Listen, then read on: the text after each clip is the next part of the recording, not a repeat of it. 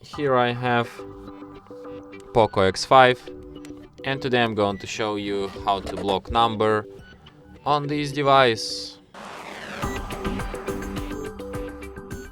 So to do this, firstly you have to open phone application, then you have tap on three dots here, go to settings, then go to the blocked numbers, tap add a number, then you have to manually enter number which is bothering you, tap block, and after that this number will never reach you again.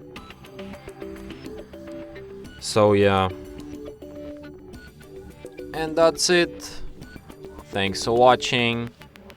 If you find this tutorial useful, don't forget to hit that like button and subscribe to our channel.